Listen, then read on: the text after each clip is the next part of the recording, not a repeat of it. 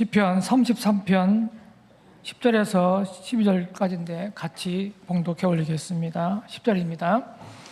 여호와께서 나라들의 계획을 폐하시며 민족들의 사성을 무효하게 하시도다. 여호와의 계획은 영원히 서고 그의 생각은 대대에 이르리로다. 여호와를 자기 하나님으로 삼은 나라 곧 하나님의 기업으로 선택된 백성은 복이 있도다. 아멘. 포스터 좀 띄워주시겠어요? 감리교 신학대학교 목회신학대학원을 졸업하셨고요. 한국 독립교회 성교단체 연합회에서 목사 안수를 받으셨습니다. 현재 차의과대학교 분당 차병원 소아청소년과 신경과 수면분과 교수로 계시고요. 다음 세대 교회의 학생 담당 목사님이시면서 선교단체 홀리웨이브의 사무총장으로 수고하고 계십니다. 오늘 3.1운동에 새겨진 대한민국의 DNA라는 제목으로 말씀 증거해 주실 때 큰 은혜와 또 도전받는 시간 되시기를 바라겠습니다. 나오실 때 큰 박수로 환영해 주십시오. 예, 지금 바로 소개받은 최규영 목사입니다. 사실은 목사가 된 지는 얼마 안 된 햇병아리 목사고 지금까지 지금도 현직 소아청소년과 의사로 봉직하면서 살고 있습니다. 제가 이 자리에 이렇게 서게 된 것은 아마도 한 2년 전인가요? 우리 마하나임 장로회에서인가요? 아니면은 우리 자유의 숲에서 잠시 여기서 강의를 한 적이 있었는데, 예, 그때 그렇게 같이 또 익히게 되고 또 몇 년 전에 1919 필라델피아 하면서 제가 그때 거기서 역할을 좀 하면서 뵀던 많은 그런 인연이 아닌가 싶습니다. 어쨌든 저 같은 사람을 이 자리에 초청해 주신 우리 목사님 또 여러 장로님들, 박도양 장로님 감사드립니다. 사실 제가 오늘 이 자리에 이 3.1절이라는 이 주제를 가지고 오면서 마음이 많이 무거웠습니다. 소아과 교과서 첫 자리에는 보면은 그 소아과 의사의 그 책무가 단지 아이들의 육체적인 것만 돌보는 것이 아니라 정신적인 거, 또 가정적인 거, 환경적인 거를 모두 돌보되 전체적으로 그 아이의 미래까지 신경을 쓰는 사람이다. 그렇게 나와 있습니다. 저도 이제 두 딸의 아빠고 최근에 이제 손자도 하나 얻어가지고 있는 할아버지로서 우리가 지금 어느 나라로 어디로 지금 가고 있는가 하는 생각을 할 때 마음이 캄캄해지지 않을 수 없었습니다. 특별히 어제는 우리 뉴스 보신 분들은 알겠지만 사법개혁 3권이라고 그래가지고 3법이라고 해서 통과가 됐죠. 개혁이 아니죠. 개정이 아니고 개악입니다. 이 얘기는 무슨 얘기냐 하면 우리나라의 상권 분립이 없어졌다는 이야기입니다. 그것도 정식 법에서 국회의원들이 입법부가 사법부를 없앴다는 이야기입니다. 이것이 어떻게 1919년 3월 1일과 연관되는가? 그런 점을 지금 말씀드리도록 하겠습니다. 슬라이드를 좀 제가 가져왔는데요. 예, 슬라이드를 올려주시면 감사하겠습니다. 그래서 3.1 운동에 새겨진 대한민국의 DNA가 바뀌어질 수 있을까요? 예, DNA는 바뀌어질 수 없습니다. 그 DNA에 따라서 사실 성별도 정해지고 피부색도 정해지고 머리카락도 정해지는 것처럼 그 DNA는 바뀔 수가 없는 것입니다. 오늘 이 대한민국에 새겨진 DNA를 우리가 다시금 생각해 보면서 우리가 미끄러졌으나 아주 미끄러지지 아니함은 하나님께서 그 사람을 붙드시기 때문이다, 의인을 붙드시기 때문이다 라는 말씀 가운데 다시 서는 기회가 되었으면 좋겠습니다. 제가 어릴 때 저희 아버지께서 저를 이뻐하셔서 아주 어릴 때부터 여기저기 많이 데리고 가셨는데 기억나는 말이 하나 있어요. 규영아, 길을 잊어버렸을 때는 네가 잊어버린 자리로 돌아가서 거기 그대로 있는 거야. 그러면 괜찮아. 그럼 아빠가 찾으러 올게 했던 그 말씀을 제가 지금도 기억을 하거든요. 우리가 오늘 대한민국이 107년 만에 우리가 선조들이 믿음으로 선포했던 그 선포도 잊어버리고 78년 만에 그것을 열매로 맺었는데 그것을 완전히 잊어버린 그 시기가 되었지만 우리가 제 자리로 돌아갈 때 다시금 부활의 역사가 있을 것으로 믿습니다. 예. 시편 33편 오늘 읽었는데 제가 한 군데를 더 읽겠습니다. 우리 4절, 5절을 보면 그는 공의와 정의를 사랑하시며 세상에는 주님의 인자하심이 충만하도다. 아멘. 구약과 신약을 관통하는 그 가장 중요한 메시지는 바로 하나님의 공의, 에메트라고 불리는 것과 하나님의 그 인자하신 사랑, 절대로 실패하지 않는 그 사랑, 헤세드라고 불리는 그 사랑입니다. 그것이 바로 이 세상을 지으신 창조주의 목적이고 우리 각 개인, 가정, 교회, 국가 모두 이 하나님의 공의와 사랑 가운데 거하시는 자들로서 세우심이 이 하나님의 뜻이라고 저는 믿습니다. 한글이 혹시 알파벳이나 다른 나라 거랑 다른 거 혹시 아세요? 어떤 점에서 한글이 좀 틀린가? 표현 문자다 그런 소리를 제가 들어서 맞습니다. 또 혹시 아세요? 혹시 알파벳이 언제 생겼는지 아세요? 옛날부터 있었던 것 같은데 알파벳은. 그 히브리어의 알렙베이트 그거 언제부터 생겼는지 아세요? 시내산에서 나올 때 분명히 있었던 것 같아요. 돌판에 새긴 거 보니까. 한글이 언제 생겼는지 아세요? 언제 생겼죠? 다 아시네요. 세종도요. 한글은 굉장히 독특한 문자예요. 전 세계에 이렇게 문자적인 유래가 잘 밝혀진 문자가 없습니다. 그런데 나라의 건국이 어떻게 생겼느냐? 한국이 언제부터 생겼습니까? 한국이 역시 우리 세관기 1948년. 그런데 그러면 옛날 신라 고구려 백제는요? 그건 우리나라 아닌가요? 고려는? 조선은? 여기에서 대한민국의 위대한 DNA와 그 탄생이 부각되어야 되는 것입니다. 무엇이 가장 부각되어야 되느냐? 우리가 3.1운동 하면은 보통 만세 독립을 했는데 그 다음에 많이 제암리 사건도 있었고 많은 사람들이 고통당하고 힘들었지 거기서 끝나는 것 같은데 그게 아니라 3.1운동을 통해서 새로운 나라의 비전을 세웠던 것입니다. 어떤 나라냐? 그 전까지는 다 백성이었어요. 다 백성. 누구의 백성? 왕의 백성. 잠깐 황제가 있었을 때는 누구의 신민? 왕의 신민. 누가 주인이죠? 왕이 주인이고 누가 주인이죠? 황제가 주인이고. 가장 존귀한 사람은 그 나라에 몇 명이 있습니까? 한 명 있습니다. 한 명. 그런데 이 3.1운동의 가장 중요한 그 열매로서 나온 것이 바로 임시정부인데 그 임시정부는 어떤 나라를 세우려고 했는가?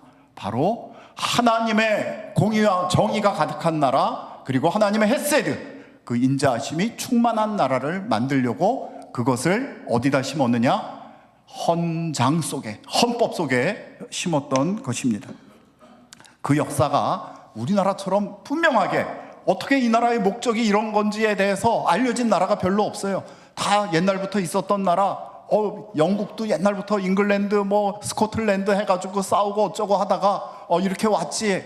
그런데 대한민국은 하나님께서 만드시고 계획하시고 창조하시고 지켜내시고 오늘까지 있는 나라라는 그 전 세계 역사에서 이 헌법이 어떻게 쓰여졌는지, 어떻게 왔는지, 그것이 어떻게 그 역사에 구현이 되었는지, 그것이 그대로 남아있는 나라가 바로 대한민국인 것입니다. 우리 한 7년 전에 2019년에 난리가 났었어요. 대한민국의 건국절이 언제냐? 그랬더니 우리 같은 사람들은 그거 당연히 1948년이죠 그랬는데, 어떤 사람들은 무슨 얘기야? 당신들 역사를 모르는 거지? 헌법에 뭐라고 쓰여 있는 줄 알아요? 그렇게 얘기를 하고, 민주공화제가 어디 써 있는지 당신들 알아? 했던 사람들이 있었어요. 그분들은 1919년이 대한민국이 건국이지, 어떻게 생각하십니까? 1919년이 대한민국의 건국이다. 여기 없으시네, 한 명도. 48년이 건국이다. 나머진 다 깍두기들. 예. 그런데 이 논의 자체가 얼마나 허망한 논의인지 오늘 분명히 말씀드리도록 하겠습니다. 잘 안 보이실 텐데요, 대한민국의 헌법 전문, 이건 요즘에 있는 전문인데요, 유구한 역사와 전통에 빛나는 우리 대한국민은 3.1 운동으로 진행된 대한민국 임시정부의 법통을 계승하고, 물론 4.19도 있고, 그러면 법통을 계승했으니까 맞네요, 1919년이. 그렇죠? 지금 우리 헌법입니다. 헌법에 이렇게 쓰여져 있는 거예요. 그런데 사실은 1919년 이 법통을 주장하는 주로 좌측에 계신 분들은 48년을 너무 싫어하는 거예요. 그래서 그걸 없애기 위해서 19년이다 그렇게 말씀하시는데, 오늘 그 부분에 대해서 같이 좀 더 살펴보도록 하겠습니다. 심지어 제가 48년 7월 24일 날 이승만 국회의장이 이제 대통령으로 선출되어서, 그때는 간선이었습니다. 어떻게 말씀을 하시냐 하면, 이 대한민국이 어떤 방향으로 나가야 되는지를 그때 얘기를 해주세요. 얘기를 해주시는데 한번 자세히 살펴보세요. 새 나라를 건설하는 데는 새로운 정부가 절대 필요로 하지만 새 정신이 아니고서는 결코 될 수가 없는 일입니다. 부패한 정신으로는 신성한 국가를 이룩하지 못하나니. 대한민국을 지금 그 일대 대통령으로 지금 나오시는데, 옛날에 부패한 정신으로는 신성한 국가를 이루지 못한다. 그래서 첫 번째 대한민국을 만든 첫 번째 대통령으로 지금 말씀하시는 것이 대한민국은 신성한 국가야 라고 지금 국민들한테 말씀하고 계십니다. 그래서 여기서 보면 이게 취임사가 다 새자가 많이 들어가요. 새길을 날모 찾아야 된다. 그래서 새로운 국가, 새 백성을 이루어야 된다. 새 마음을 이루어야 된다. 그것이 요지입니다.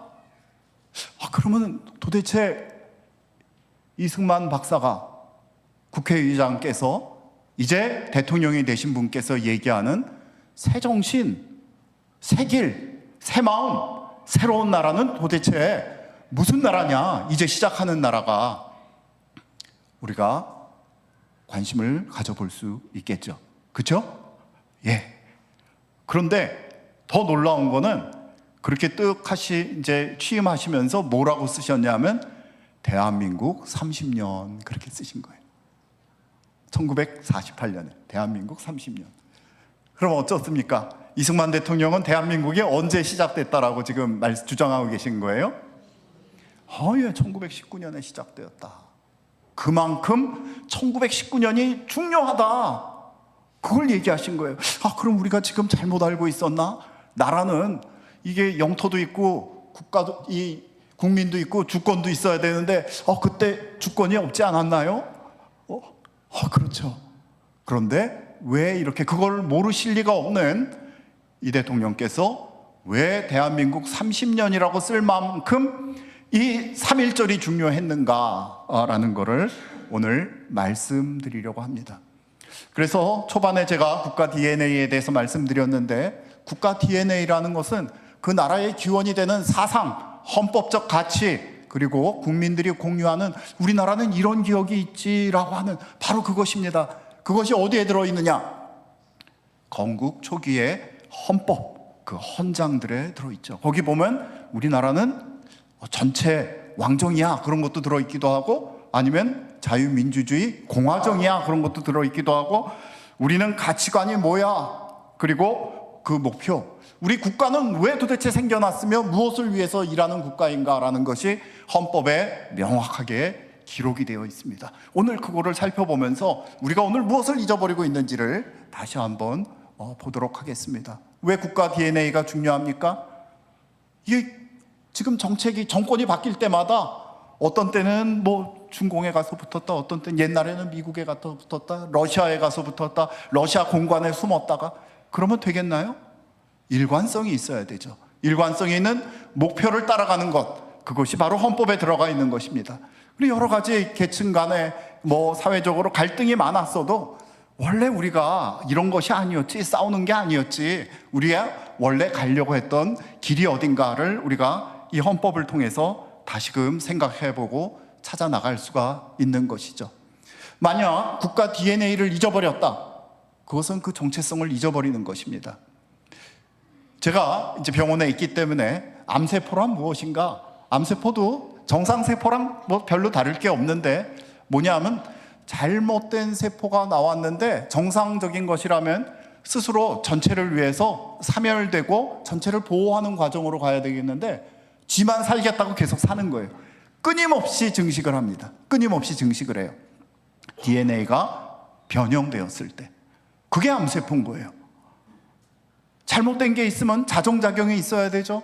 잘못된 게 있으면 스스로 그 부분은 이렇게 제거를 해야죠. 그래야지 정상적인 세포들이 잘 살겠죠.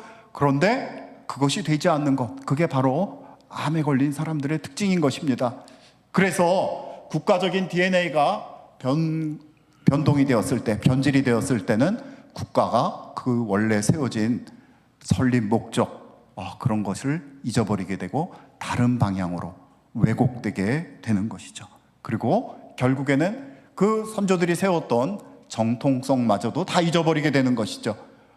오늘 3.1운동 자체에 대해서는 많이 말씀은 안 드리겠습니다. 3.1운동이 왜 생겼는지는 늘 우리가 너무 많이 들어와서 잘 알고 있습니다. 일본이 1905년에는 우리나라의 외교권을 박탈했고 10년에는 완전히 박탈을 해가지고 우리를 그 제2의 그 일본으로 만들려고 했었죠.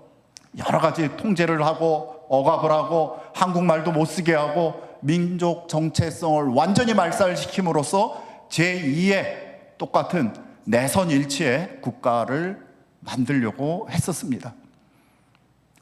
그 와중에 교회를 통해서 점점 우리와 같은 교회를 통해서 우리의 자유가 얼마나 중요한지, 우리의 주권이 얼마나 중요한지, 우리의 신앙의 자유가 얼마나 중요한지를 이제 많은 분들이 깨닫게 되고, 여기에 우리 선구자적인 역할을 하셨던 이승만 박사나 아니면 안창호 선생님이나 서재필 박사님이나 그런 분들이 우리나라에 새로운 국가를 설립하기 위해서 많은 영향을 주었던 것입니다.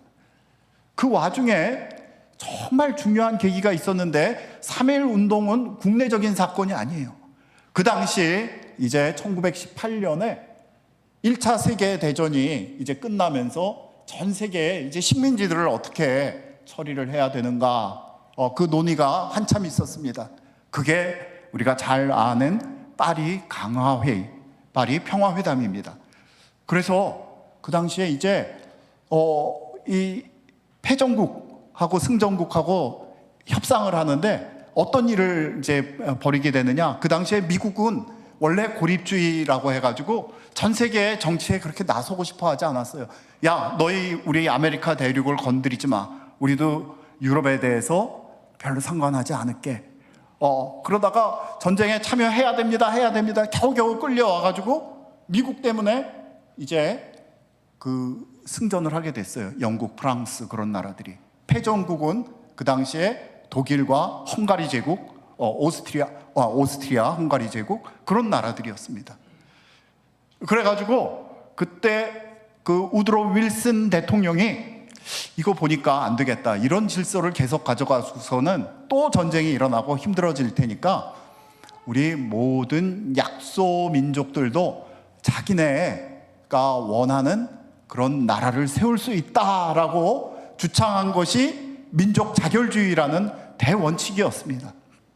근데 그 민족 자결주의의 대원칙 속에는 이 말보다 더 중요한 거는 피통치자들의 동의에 의해서 통치가 이루어져야 된다, 이 말입니다. 말이 좀 어렵죠? 어느 정부가 어느 국민들을 통치를 하려면은 그 국민들의 동의를 얻어야 된다라는 뜻이에요. 여기서부터 약소민족들도 강압에 의해서 통치를 당하면 그건 아니야 라고 하는 그런 원칙이 생겼고, 이 원칙이 전체적으로 퍼지는 것을 보면서 이 조선의 독립을 원하던 독립운동가들도 야, 이제 전 세계가 지금 바뀌고 있다, 이때를 대비해서 우리 조선도 독립을 해야 된다, 그런 기운이 굉장히 막 올라왔던 거예요. 어디서부터 올라왔겠습니까? 이게 조선 반도에서 올라왔을까요? 아니죠. 우드로 윌슨 제일 옆에 있던 한인들이 누굴까요? 예, 이승만 대통령과 그 하와이에 있던, 그리고 샌프란시스코에 있던 한인들이었습니다. 이분들이 계속적으로 전 세계의 한인 네트워크를 형성하면서 우리가 아무리 얘기를 해도 조선 반도 자체에서 이 독립에 대한 의지의 표명이 없으면 이건 아무것도 아니기 때문에 일어나야 된다 하는 메신저들을 계속 보낸 거예요. 그래서 첫 번째로 일어났던 것이 오늘은 다루지 않겠지만은 28 도쿄에서 있었던 동경 독립선언입니다. 여기도 사실은 미국에서 있는 우리 교포들이 서재필 박사, 정한경 박사, 또 이승만 박사 같은 분들이 파리 강화회의에 그 대표자로서 간다는 소식을 듣고 먼저 일어났던 것입니다. YMCA에서, 도쿄 YMCA에서 일어났었죠. 그래서 이 일을 통해 가지고 그 당시에 또 무슨 일이 있었느냐? 또 잘 아시는 대로 고종이 갑자기 승하하셨는데, 그런데 얘기가 들리기를 고종이 독살당했다, 그런 얘기가 들어가지고 그 고종 승하 일로 인해 가지고 많은 사람들이 이 경성에 오게 됩니다. 그것이 이제 직접적인 계기가 되었던 것이고, 또 우리 잘 아시는 대로 33분의 이 독립 선언문을 작성하신 분들과 함께 실제적으로 우리나라의 장로교와 감리교가 합해가지고, 또 천도교가 조금 힘을 합해가지고 이 일이 전국적으로 일어났던 것이죠. 이 일을 통해 가지고 사실은 우리 대한독립 만세 하면은 일제가 듣고서 그래 너희 독립시켜줄게, 그럴까요? 아니죠. 예, 아닙니다. 만세 운동 부른다고 그 당시에도 아주 냉철한 지식인들이 있으셨어요. 그런 분들은 야 쓸데없는 짓 하지 말아라, 만세 부른다고 독립시켜줄 나라가 어디 있느냐, 그렇게 얘기하시는 분들도 있었습니다. 그러나 3.1운동이 위대한 점은 무슨 점이냐? 바로 하나님께서 이 나라를 건국하실 것이다, 새로운 나라를 주실 것이다 라는 믿음의 성각자들, 특별히 기독교인들이 있었다는 것입니다. 더 특별한 것은 아까 있었던 고구려, 백제, 신라, 고려, 조선과 달리 모두 왕의 나라였는데, 왕의 나라가 아닌 이제는 국민의 나라, 공민의 나라, 시티즌의 나라, 이제 왕이 주인이 아닌 우리 각 사람이 주인이 되는 새로운 나라를 만들겠다 하는 그 놀라운 새로운 나라에 대한 비전이 이때 3.1운동과 임시정부를 통해서 일어났던 것입니다. 그럼으로써 사실 놀라운 일도 펼쳐졌습니다. 일제가 그 전까지는 헌병 경찰 통치로 무단 통치를 하고 마구마구 이제 이 조선 사람들을 핍박하고 압박했는데, 그 뒤부터는 문화 통치라고 그래가지고 이제는 좀 더 대접해 줄게요 하면서 살살 다루는 것 같은 그런 형태로 변했습니다. 물론 이것은 우리 내부적인 걸로만 그런 것이 아니라 수많은 이것 가운데 와 계시던 미국인 선교사님들, 영국인, 캐나다 선교사님들, 호주 선교사님들이 전 세계의 여론을 이렇게 깨우치게 함으로써 일본이 저거 보니까 굉장히 민주주의 국가인 줄 알았더니 상당히 야만적인 국가네 라는 여론전에서 승리를 하셨던 것입니다. 이것이 나중에는 그 중국의 오사운동이라든지 인도의 비폭력 운동까지 인류사적인 획을 걷는 그런 운동이 되는 것이죠. 그래서 3.1 운동에 만세 했던 그 만세는 누구를 보고 들으랴 그렇게 한 것이냐 하면 바로 국제사회를 대해서 들으라는 그 얘기였습니다.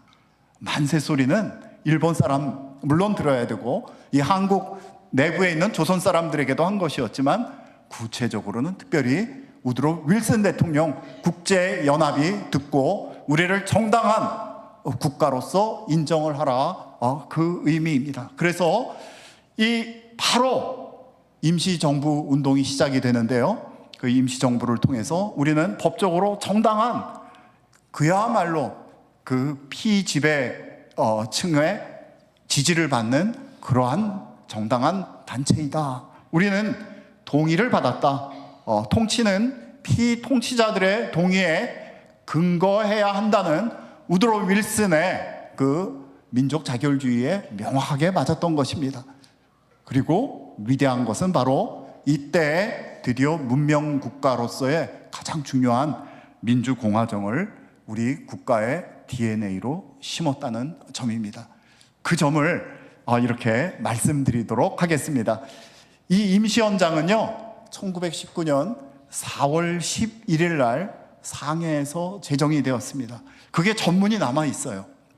최초의 우리나라의 헌법입니다. 이 헌법이 얼마나 중요한지를 오늘 말씀드리도록 하겠습니다. 여기 보면은 전문이 있어요. 여기도 보면 신인일치로 중에 협응하여. 신인일치, 하나님의 뜻과 사람의 뜻이 마음이 합치되어 중에, 그러니까 국내와 국외에 있는 모든 한인들이 서로 발맞추어 한성에 기이한 지 30여일에 평화적 독립을 300여 주에 광복하고. 이게 무슨 얘기냐면 3월 1일 우리가 만세 운동을 시작한 지 대략 약 30여일 후에다, 그런 얘기입니다. 그래서 우리 300여 주라는 거는 그 당시 조선 팔도에 있었던 고을들의 숫자인데요. 그래서 전 국토에 있는 모든 이들이 다 참여했다, 그 얘기입니다. 그 당시 1700만이었는데 200만 명 이상이 참가를 했거든요. 10분의 1 이상이 참가를 한 것입니다. 어마어마한 일이었죠. 그래서 우리가 왜 이런 만세운동을 했느냐? 우리 자손 여민, 우리 백성들, 우리 일반 국민에게 뭐를?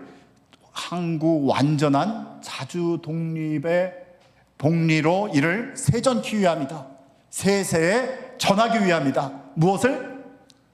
자주 독립, 자유의 그 복리를 누구에게? 우리 자손에게, 우리 자식들에게, 손주들에게, 우리 모든 후손들에게 전하기 위해서 우리가 이러한 임시정부를 만들었다라고 지금 선포하고 있는 것입니다. 그래서 임시정부의 제1조는 대한민국은 민주공화제로 한다, 이렇게 정확하게 박혀져 있습니다. 이게 별거 아닌 것처럼 보이죠? 이 당시에 상투 뜬 사람들이 무지하게 많았습니다. 아직도. 그 전에 한 10여 년 전에는 이 독립운동이라고 한말에 구한말 의병운동이 생겼는데, 그 의병운동이 왜 생겼는지 아세요? 독립을 위한 것이 아니었어요. 사실은 상투 자르라고 하니까 내 모가지는 자를지언정 내 상투는 자를 수 없다 그래가지고 의병운동이 생겼던 그런 시대에 우리가 무엇을 주장했느냐? 민주공화제로 한다. 민주공화제가 뭡니까? 누가 주인이라고요? 우리 각 국민 개인이 주인이다. 예.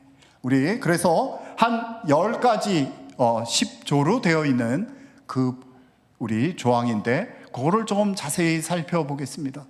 그래서 국가의 정체성과 통치 체제를 명확하게 얘기를 했죠. 대한민국은 민주공화제다. 황제가 주인인 제국의 나라에서 이제 우리는 어떤 나라를 꿈꾼다? 국민이 주인인 나라를 꿈꾼다. 자유민의 나라를 선포한 것입니다. 그리고 대한민국은 임시의정원의 결의에 의해서 통치한다. 이건 무슨 얘기입니까? 임시의정원은 지금의 국회입니다. 그래서 대의제, 입법부의 결정에 따르는 입헌주의, 법치주의를 천명했던 그런 이 놀라운 정치체제를 지금 얘기를 하고 있죠. 3절을 보면 대한민국의 인민은, 그 당시 인민이라는 말을 많이 썼죠. 지금은 오염이 돼버렸지만, 남녀 귀천 및 빈부의 계급이 무하고 없고 일체 평등하다. 그래서 그 당시만 해도 아직 반상의 차이가 많았고, 옆집에 누구네 개똥이네는 이 신분이 천해서 우리 집하고는 뭐 하면 안 돼, 그런 시절이었는데, 신분제를 완전히 없애버리고 만민이 평등하고, 뒤에 나오지만 이 대한민국의 국민에는 남자만 포함된 게 아니라 여자도 포함된다. 그래서 여자들도 선거권이 있다라는 얘기를 하게 됩니다. 놀라운 일입니다. 이 미국이 선거권 갖는 게 아마 1921년일 거예요. 여자분들이. 아마 스위스가 선거권을 갖는 게 여자분들이 1971년일 거예요. 예. 그런데 언제부터 주장을 했다? 우리나라는 1919년부터 주장을 했습니다. 4조 대한민국의 인민들은 신앙, 언론, 저작, 출판, 결사, 집회, 주거 이전, 신체 및 소유의 자유를 향유한다. 그래서 처음부터 우리 개인의 자유를 선포했을 뿐만 아니라 우리나라는 소유의 자유, 우리 십계명에도 훔치지 말라, 그 얘기는 소유가 있다는 얘기죠. 너희 다 같이 주머니를 하나로 하자, 그런 속임에 넘어가면 안 된다, 라고 그 얘기도 우리 성경에 있죠. 예. 그래서 현대 민주주의의 핵심인 인간의 존엄성, 평등, 그리고 우리 이 개인이 자기의 소유의 주인이 되는 것을 이야기하고 있습니다. 5조는 대한민국의 국민은 국민 자격이 있는 자는 선거권과 피선거권이 있다, 그렇게 얘기하고요. 말씀드렸고, 의회 민주주의다. 우리가 개개인이 주권자로 쓰게 된 놀라운 사건이다. 그리고 대한민국의 국민들은 교육, 납세, 병역의 의무가 있다. 자, 이거 다 들어본 얘기들이죠. 바로 이 헌법 그대로 오늘날의 헌법이 들어와 있는 것입니다. 7조가 굉장히 중요해요. 이분들이 요즘에도 이런 말을 하면 교회에서조차도 가만히 있을까 싶은데, 대한민국은 신의 의사에 의해 건국한 정신을 세계에 발휘하고. 여러분 믿기십니까? 이것이 우리나라의 첫 번째 헌법입니다. 누구의 의사? 신의 의사, 하나님의 뜻에 의해서 건국한 정신을 세계에 발휘하고. 다시 돌아가서 이승만 대통령이 1948년 대통령으로 취임하시면서 옛날에 부패한 생각으로는 신성한 국가를 이룰 수 없나니, 그게 기억이 나십니까? 조금 전에 바로 이 전통을 이어받았다는 것입니다. 이 대한민국은 어떻게 된 것이냐? 어떻게 건국된 것이냐? 하나님의 뜻에 의해서 건국된 나라라는 것을 명문화, 그 생길 때부터, 잉태될 때부터 이 헌법에 넣었던 나라입니다. 하나님의 뜻에 의해서 건국된 나라, 그리고 하나님의 뜻에 의해서 건국된 그 정신, 단지 우리만 잘 살기 위한 것이 아니라 온 세상에 하나님의 공의, 에메트와 헤세드를 성취시키기 위해서 세워진 나라가 이 나라다, 이렇게 지금 이야기하고 있는 것입니다. 그래서 인류 문화 및 평화에 공헌하기 위해서 국제연맹에 가입한다. 그것이 굉장한 목표였어요. 우리나라가 1948년 실제로 설립이 되고 나서도 그 당시에 이제 유엔이죠.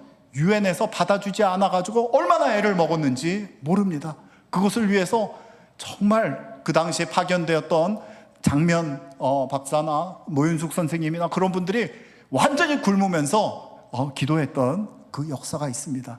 그거를 누가 반대를 했느냐? 소련이 반대를 했었죠. 그 당시에도.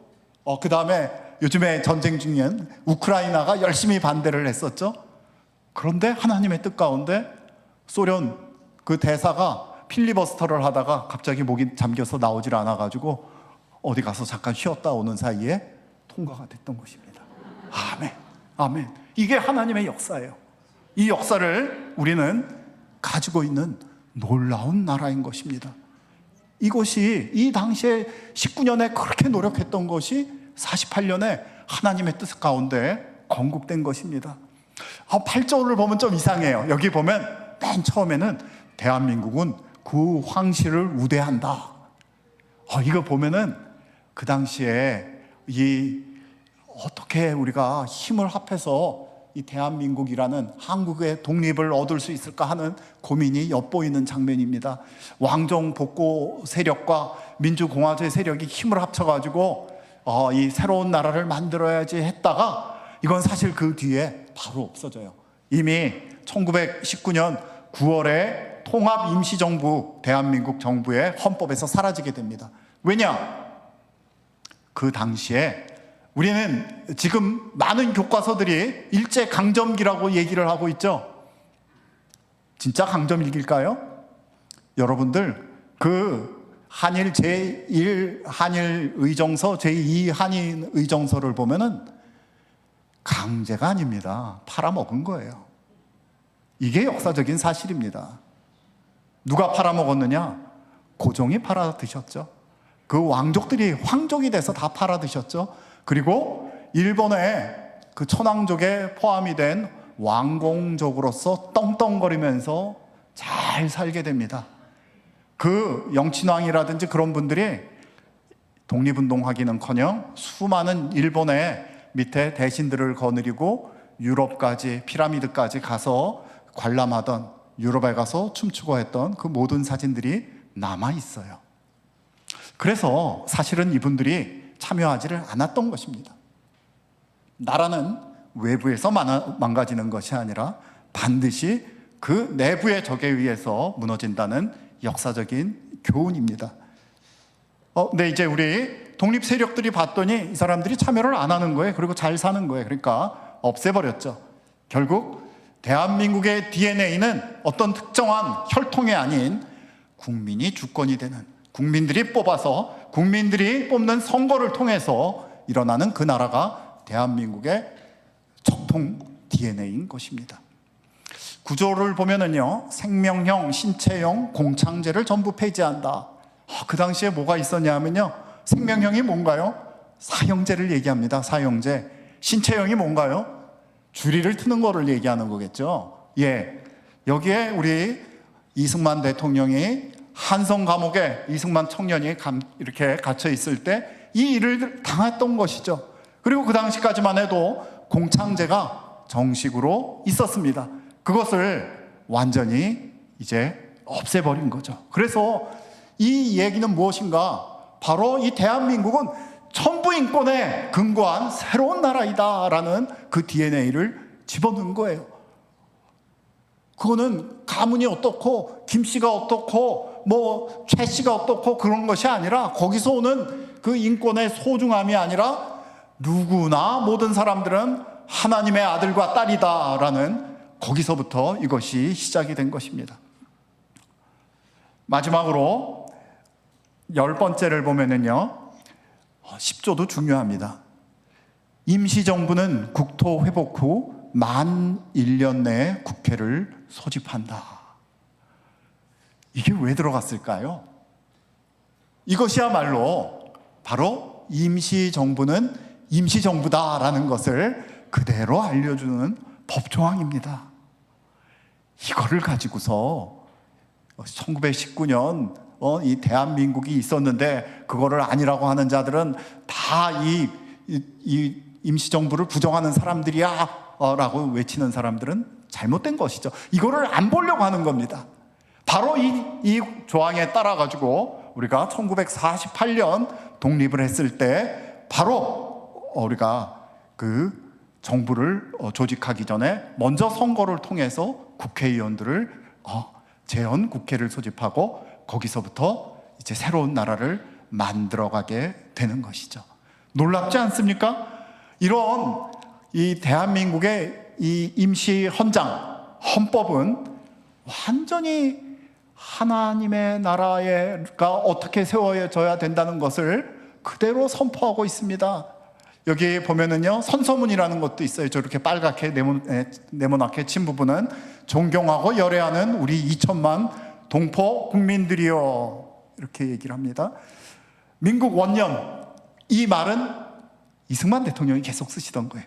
3월 1일 우리 대한민족이 독립을 선언한 뒤로부터 남녀노소와 모든 계급과 모든 종파를 물러나고 일치 단결하여 동양의 독일인 일본의 비인도적 폭행하에서도 극히 공명하게 극도의 수치를 인내하며 우리 민족의 독립과 자유를 갈망하는 참된 생각과 정의와 인도를 애호하는 국민성을 표현한지라, 이렇게 되고 있습니다. 자, 기미독립선언문 제 첫 번째 줄이 어떻게 되는지 기억하시죠? 5등은 자의 조선의 독립군인과 우리가 자주민을 선포하노라. 바로 이 얘기를 그대로 이제 이 선서문에 넣은 것입니다. 그런데 여기에 뭐라고 얘기를 하고 있냐면요, 본 정부가 국민의 위임을 받아 조직되었으니 우리가 이런 임시헌법을 만들고 국제 도덕의 명한 바를 준수해서 국가의 기초를 닦으려고 한다. 뭐라고 그 다음 얘기하냐면, 동포 국민들이여, 우리 조선에 있는, 조선반도에 있는 모든 사람들과 해외 해내에 있는 모든 사람들에게 이 얘기하기를 분기할지어다. 우리가 흘리는 한 방울의 피가 자손 만대의 자유와 복영의 길이요, 자손 만대의 자유와 복된 영광의 길이요, 신국 건설의 귀한 기초이다. 대한민국이 왜 만들어졌다고요? 우리가 왜 피를 흘리고 독립을 외치고 있다고요? 싸운다고요? 이유는 하나님 나라의 건설인 것입니다. 이런 나라가 전 세계에 별로 없어요. 아무리 찾아봐도 없어요. 영국 헌법에도 없어요. 미국 헌법에 나옵니다. 네덜란드 헌법에 조금 나옵니다. 그 다음 한국 헌법입니다. 대한민국의 DNA는 놀라운 이 땅 가운데 이루어지는 하나님의 나라를 건설하기 위해서 세워진 나라라는 거 잊어버리시면 안 되겠습니다. 아멘. 그래서 이 선서문의 핵심은 국민주권, 정부의 정통성이 우리에게 있다. 우리는 이런 사악한 권력에 대해서도 우리는 비폭력적인 것만 오직 했다. 우리는 도덕적인 우월성을 가진 나라로서 우리 자손 만대의 자유와 복영을 위해서 우리가 피를 흘릴 것이다. 그것이 바로 하나님 나라의 건설의 기초이다라고 선포하고 있는 것입니다.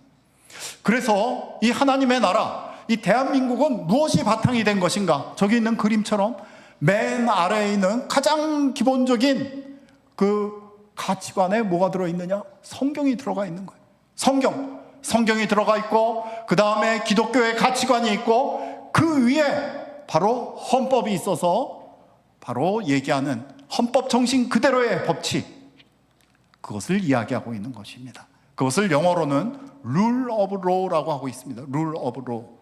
그것은 바로 예수님이 가장 싫어하셨던 rule by law. 그게 뭐냐? 바로 그게 율법주의예요. 율법을 통해서 이용을 해먹는 겁니다. 법을 통해서, 법기술자들이 율법을 통해서 자기들의 복락을 누리는 거고 남들을 억누르는 것이죠.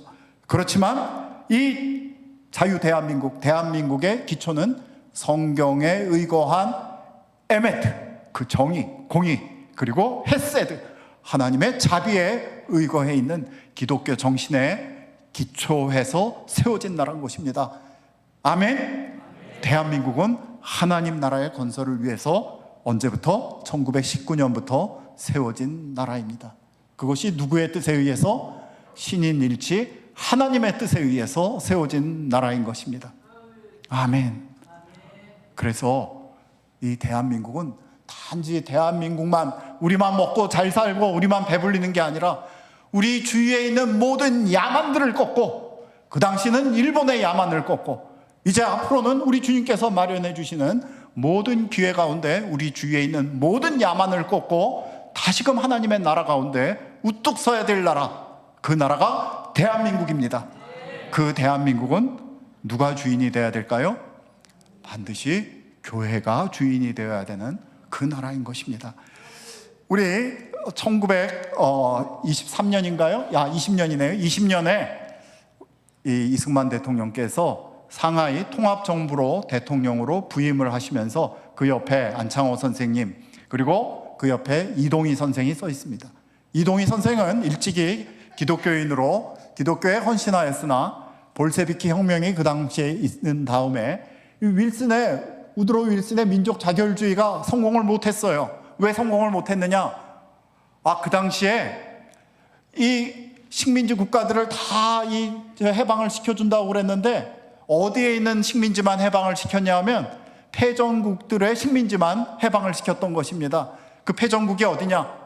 독일과 오스트리아 헝가리 제국의 그 식민지였던 나라들, 뭐 폴란드라든지 체코슬로바키아라든지 그런 데만 해방을 시켰던 거예요. 근데 일본도 1차 세계대전의 승전국에 들어갔습니다. 일본이 그 당시에 벌써 군함을 지중해까지 보내는 그런 거대한 나라였어요. 우리가 사실은 우리 힘으로는 도저히 마치 애굽에 있던 이스라엘 사람들이 스스로의 힘에는 절대로 출애굽할 수 없었듯이 우리나라도 그러한 상태였던 것입니다. 그때 거기에 실망을 한 사람들이 볼셰비키의 그 스탈린과 레닌이 이제 모든 약소민족은 우리가 해방시켜줄게 하니까 그때부터 임시정부가 두 개로 쫙 갈라져 가지고 이제 말하자면 국공합작 그런 이것도 되지도 않고 저런 일도 되지 않는 그런 상태가 되었던 것입니다. 이것이 역사의 진실입니다. 자, 이때 보면 최소 3번의 얘기가 나오죠. 우리 임시헌장에는 신인일치로 하나님의 뜻으로 대한민국이 세워졌다. 하나님의 나라를 위해서 세워졌다. 대한민국은 신의 의사에 의해서 건국한 정신을 어디에? 조선반도 및 온 세상에 펼쳐야 된다. 바로 여기서부터 우리 선조들에게, 믿음의 선조들에게 우리나라는 온 세계에 복음을 전할, 복음 전하는 사명국가로서의 사명을 받은 것입니다. 이것의 세속 버전이 임시헌장인 것이에요. 이것의 세속 버전이 임시헌장인 것입니다. 이런 자랑스러운 우리가 헌법적인 기초를 가지고 있는 나라입니다. 이승만 대통령은 잘 아시는 대로 전 세계 최초의 한인의 민주공화국 수반이었습니다. 임시정부가 우리 하나만 있다라고 생각하시는데요. 한 6개, 7개쯤 있었습니다. 지금 잘 알려져 있는 게 연해주에 있었던 대한국민의회입니다. 제일 먼저 생겼고 여기서 이승만 대통령은 집정관 총재 대통령이었습니다. 그리고 상해 임시정부 금방 얘기했던 4월 11일 날 생겼던 것도 여기에서 국무총리였다가 곧바로 대통령으로 되셨죠. 그 다음 가장 정통성이 있는 실질적으로 우리 국내에서 13개 도의 대표들이 모여서 만들었던 한성정부에서 집정관 총재, 영어로 얘기하면 똑같습니다. Chief Administrator President, 대통령이었습니다. 그리고 그것을 한성에 둘 수가 없으니까 전체 통합된 임시정부가 합쳐가지고 상해로 갔는데 그 상하이 임시정부에서의 정식 대통령으로 취임하셨습니다. 그런데 너무 웃긴 거는 지금 임시정부 그 기념관이라고 박물관이 있거든요. 어디에 있느냐 하면 지금 서대문 형무소 옆에 있습니다. 거기 가면 깜짝 놀랄 만한 게 이승만 대통령의 이름도 안 나오고 사진도 하나도 없어요. 이게 현재 교육의 현실입니다. 어떻게 이승만을 이렇게 피할 수 있을까 싶어가지고 제가 물어봤어요. 거기 있던 학예사한테. 아니 말이 됩니까? 그랬더니 학예사가 하는 얘기가 할 말이 없어서 그랬는지 두루두루 보시면 그 안에 스며들어 있습니다. 우리 교회에서 얘기를 해야 되는 것이죠. 이런 역사에 대해서 우리 교회에서 얘기를 하지 않으면 누가 얘기를 하겠습니까? 이 얘기를 우리 교회에서 해야 되는 것이죠. 그래서 유일무이한 합법적 국가 수반으로서의 이승만 대통령께서 사실은 함성 감옥에서의 영적 회심, 임시정부의 수반으로서의 그 이승만 대통령, 그리고 이 신국 하나님 나라를 건설하겠다는 그 명문화를 하심으로써 우리나라의 DNA를 굳건히 심으시는 분이 되시는 것이죠. 이 독립정신 여러분들 꼭 읽으셔야 됩니다. 여러분들 자녀에게 읽게 하시고 손주들에게 읽게 하셔야 됩니다. 아직까지 100년이 넘어져서 나온 책인데 이 레벨까지 나간 이들이 별로 없어요. 우리나라의 입법부가 엉망진창입니다. 아직도 임시정부의 대한민국을 살지 못하고 있어요. 1948년에 대한민국을 살지 못하는 국회의원들이 대부분인 것입니다. 여기 보면 몇 가지 원칙이 있죠. 자유를 존중하고 목숨을 걸고 지켜야 한다. 이게 다 어디서부터 온 것입니까? 바로 성경에서부터 온 것입니다. 성경의 창세기가 생육, 번성, 충만, 다스림과 통치를 얘기한 다음에 왜 출애굽기가 있습니까? 노예로는 안 된다는 거예요. 노예로는 안 된다. 출애굽기라는 것은 자유인의 그 서사입니다. 바로 헌법, 십계명이라는 헌법 가운데, 율법 가운데 하나님의 뜻 가운데 사는 자유인들을 지금 얘기하고 계신 것이죠. 바로 이 독립정신에서부터 민주공화제와 기독교 입국론이 생기고 통상과 외교를 통해서 살아가는 나라 대한민국의 비전이 생기는 것이죠. 한국교회의 핍박은 백오인 사건, 신민의 사건을 통해서 이걸 쓰여진 건데, 사실 여기에 보면은 이거는 일본 사람들이 우리를 얼마나 핍박하려는 그거를 얘기해서 쓴 것이 아니다.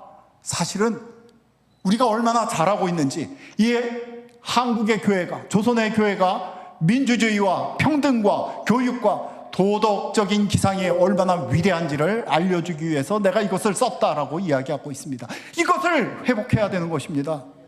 이것을 민주주의의, 자유민주주의의 근간은 교회가입니다. 교회가 아니고서는 민주주의는 헛된 껍데기만 남을 수밖에 없는 것이죠. 그래서 이 재헌헌법에는 민주주의 제규칙을 우리가 다시금 김이 3.1 운동으로 대한민국을 건립한 이 정신을 온전하게 심는다, 이 얘기를 지금 하고 계십니다.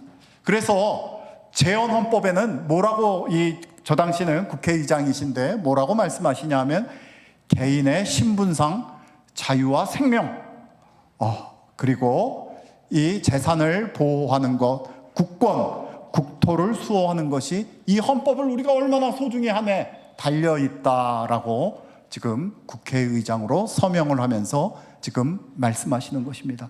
우리는 길을 잃었을 때 언제나 다시 한번 우리의 헌법으로 돌아가야 되는 것입니다. 그래서 이 대한민국의 헌법은, 여기는 신의 의사, 신의 뜻, 신인 일치라는 말은 나오지 않지만, 대한민국의 헌법은 그대로 1919년 임시 헌정의 완전한 계승자로서 성경적인 가치관을 탑재한 것이다, 이렇게 볼 수 있습니다. 그래서 이승만 대통령께서는 바로 정치적으로, 정신적으로, 그 다음에 경제적으로, 대외적으로 우리나라의 이 자유민의 이 나라, 공화정, 하나님 앞에서 책임지는 자유인이라는 이 정신을 심으신 분이 바로 이승만 대통령이신 것입니다.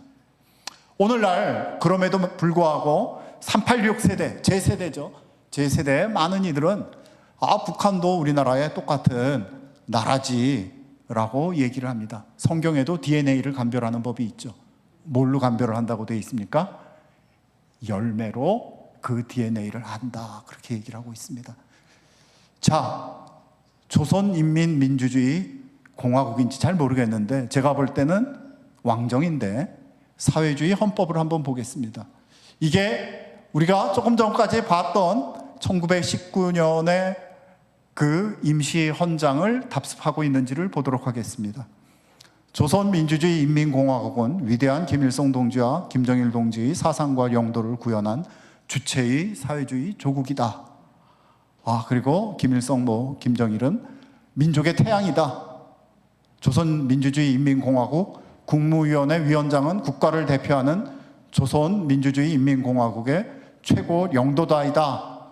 국무위원회 위원장은 최고인민회의 대의원으로 선거한다? 하지 않는다. 그래서 이것저것 다 자기가 결정한다. 전시 상태도 결정하고 모두 결정하고, 이게 뭡니까? 황제의 법안입니다. 전체주의의 법안이죠. 이 전체주의가 어떠한 열매를 맺고 있습니까? 여기도 우리나라지 않은 사람들이, 얼빠진 사람들이 너무 많은 거예요. 문제는 교회 내에도 많다는 겁니다. 신학교에도 우글우글하다는 것입니다. 얼빠진 자들에게 얘기를 해줘야 돼요. 얘기를 해줘야 돼요. 대한민국의 헌법 전문은 어떻습니까? 3.1 운동으로 건립된 대한민국 임시정부의 법통과 불법에 항거한 4.19 민주 이념을 계승하고, 우리가 계승해야 됩니다. 지금 이 얘기는 별로 하지 않을 것이지만 우리나라가 지금 무너진 것은 바로 선거가 무너졌기 때문이에요. 거짓된 자들이 정권을 찬탈했기 때문입니다. 거짓된 자들이 입법부를 가득 채우고 그들이 자기들을 없애지 못할 지금 사법상권을 통과시켰기 때문입니다. 이것은 남의 일이 아닙니다.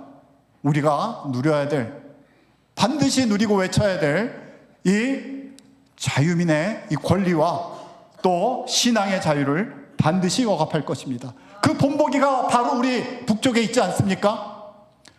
북쪽은 남쪽에 비해서 말할 것 없이 먼저 개화되고 수많은 기독교인들이 있었던 동방의 예루살렘이었습니다. 그 체제가 바뀌니까 우리가 어떻게 됐습니까? 우리가 분명하게 알 수 있는 것이죠. 대한민국은 민주공화국이다. 대한민국의 주권은 국민에게 있고 모든 권력은 국민으로부터 나온다. 사실입니까? 아멘, 사실입니다. 그런데 오늘의 형편은 어떻습니까? 대한민국의 주권이 국민에게 있습니까? 예.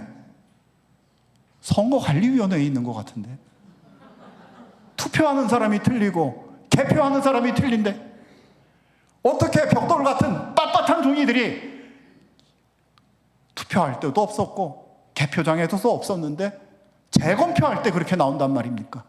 어떻게 무게가 서로 다른 100g이 아닌 150g짜리 뭉치들이 무더기로 나와도 입을 꼼짝도 안 하고 있단 말입니까? 이것이 오늘날 대한민국이 처한 바로 위기인 것입니다. 아니, 그 위기의 근본은 사실은 우리 정치적인 것에 있는 것이 아니라 우리 영적 바탕이 어떻게 되었는가? 민주주의라는 것은 결코 이 교회의 이 영성이 제대로 박히기 전에는 나갈 수 없다는 것을 우리가 다시 한번 기억해야 되겠습니다. 민족 해방론자들, NL, 그 해방론자들은 얘기하기를 북한도 정통성이 있지 그렇게 얘기합니다. 그러나 북한은 분명히 얘기하고 있죠. 자기들은 수령, 독재 체제로 지금 가고 있다. 독재라고 안 하죠. 수령주의다 그렇게 얘기를 하고 있습니다. 수령 절대주의의 야만으로 가가지고 2,500만 나머지 절대 모든 국민들은 자기의 노예로 삼는 거죠. 누가 존귀합니까? 북한에서 딱 한 놈, 가장 뚱뚱한 놈, 그 놈밖에는 존귀한 놈이 없는 거예요. 우리는 몇 사람이 존귀합니까? 5천만 명이 존귀한 거예요. 5천만 명이. 아멘? 어디서 온 것입니까? 이것이 천부인권, 하나님의 법에서부터 온 것입니다. 아멘. 우리는 임시정부의 DNA를 변형시키지 않고 그대로 탑재한 국가로서 우리가 이것을 우리 자손 만대에게 물려주어야 될 책임이 있는 것입니다. 이제 정리하도록 하겠습니다. 우리 그렇다면 다시 첫 질문으로 우리나라는 언제 건국된 것입니까? 자, 우리나라는 그 뿌리가 잉태가 1919년 신국 하나님 나라의 건설을 모토로 하나님께 사실은 우리가 이런 나라를 건설하겠습니다 라고 하는 건설의 청사진을 제출하신 것입니다. 우리의 믿음의 선조들이. 그리고 그 설계도에 따라 열심히 40년 동안 30년 동안 기도하며 싸움으로써 1948년 영적 서원의 응답으로서 대한민국이 건국된 것입니다. 그래서 대한민국 임시정부의 정통성과 그 정체성을 잇는 대한민국으로서의 우리의 고백은 이래야 됩니다. 싸우는 것이 아니라 19년과 48년이 대한민국은 1919년 기미 3.1 운동의 영적 정신적 토대 위에 임시정부라는 이름으로 잉태되었고 1948년 8월 15일 이승만 대통령을 필두로 한 기독교 건국 세력에 의해 자유민주공화국으로 상고를 겪으면서 완공되었다. 아멘. 아멘. 우리가 이런 위대한 헌법을 가진 나라의 후손들입니다. 그렇다면 금방 말씀드린 것처럼 이 독립이란 무엇인가? 우리 독립만 얘기하면 맨날 일본으로부터의 독립만 얘기해요. 그렇지 않습니다. 지금 트럼프 대통령이 미국에 뭐를 얘기하고 있는지 아십니까? 제2의 독립을 얘기하고 있어요. 미국 독립국가인데 무엇을 얘기하는 것입니까? 독립은 단순히 혼자 서는 것이 아니라 그 누구의 노예도 되지 않는 그 상태를 얘기하는 것입니다. 아멘.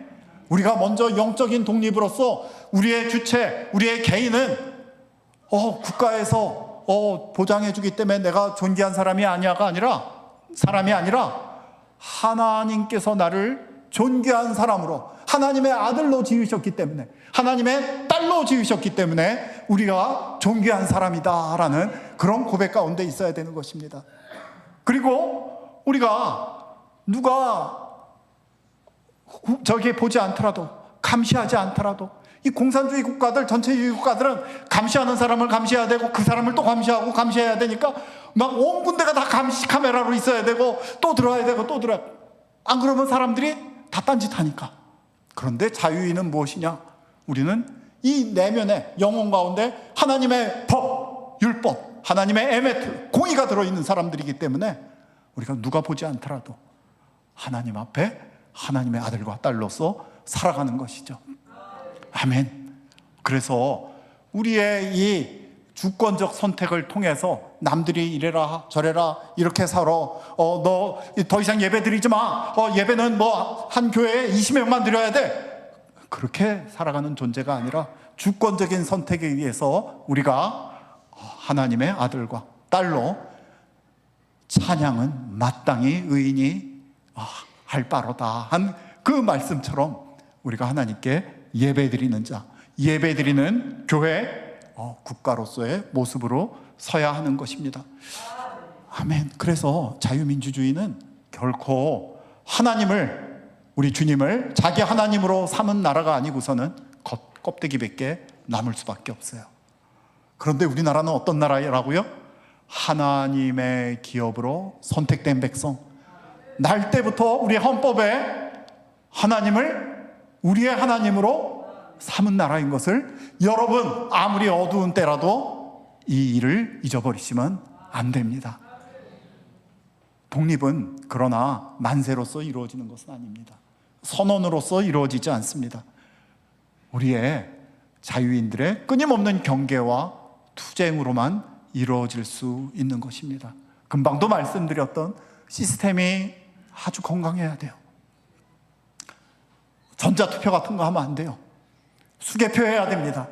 쓸데없는 사전선거하면 안 돼요. 그 안에 어떻게 되는지 몰라요. 뭐 그냥 뜯어놓고 그냥 갖다 있는 대로 집어넣는 그런 선거를 우리가 선거라고 믿을 수가 없는 것이죠. 가장 중요한 것은 무엇이냐?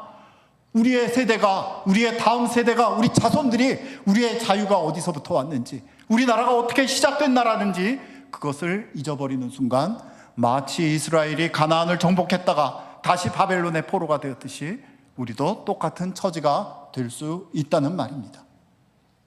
그래서 우리가 우리의 나라가 어떻게 시작된 것인지, 우리가 앞으로 어떠한 DNA를 가지고 이를 지속적으로 만세에 세전하는 나라, 그 나라로 살아가야 될지를 교육해야 되는 것입니다.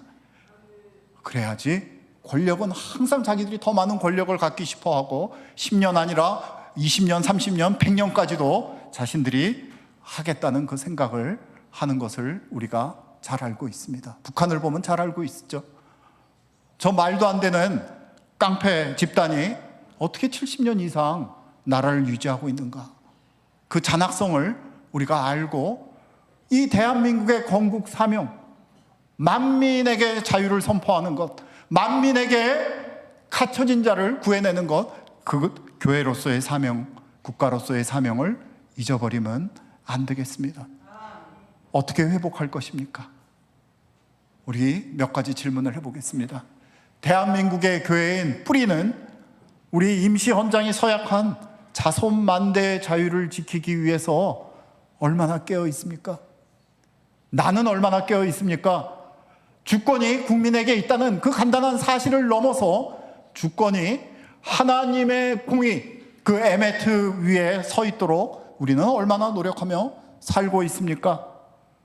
부정과 불의에 맞서서 인도가 야만을 교화할 것이라는 그 확신 가운데 얼마나 오늘도 우리는 분투, 싸우고 용감하게 나가고 있습니까?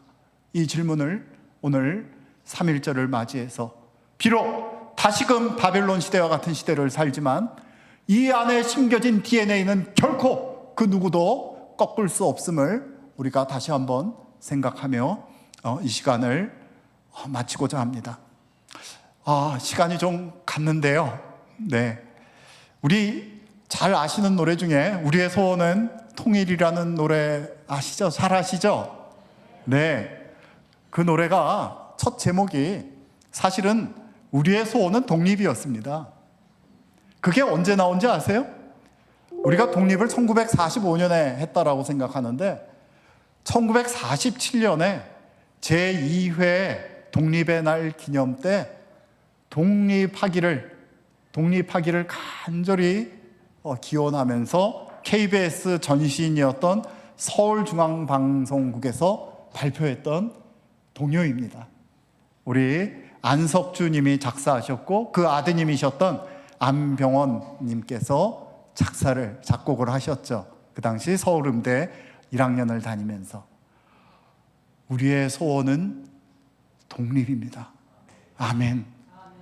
우리의 소원은 진정한 하나님의 법 가운데 있는 자유입니다. 아멘. 우리의 소원은 하나님의 나라가 이 땅에 임하는 것입니다. 이것이 우리의 DNA, 대한민국의 DNA에 들어있는 것입니다. 우리 같이 한번 불러보도록 하겠습니다. 우리의 소원은 독립, 금에도 소원은 독립, 이 목숨 바쳐서 독립이여라.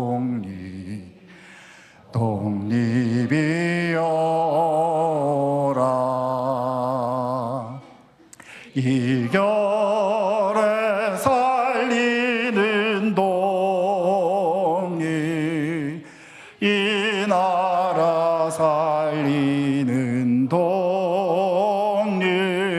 독립이어서라. 독립이여라. 우리의 소원은 신국, 우리의 소원은 신국, 꿈에도 소원은 신국, 이 목숨 바쳐서 신국, 신국이여라. 이결에 살리는 신국, 이 나라 살리는 신국, 신국이어서라. 신국이여라.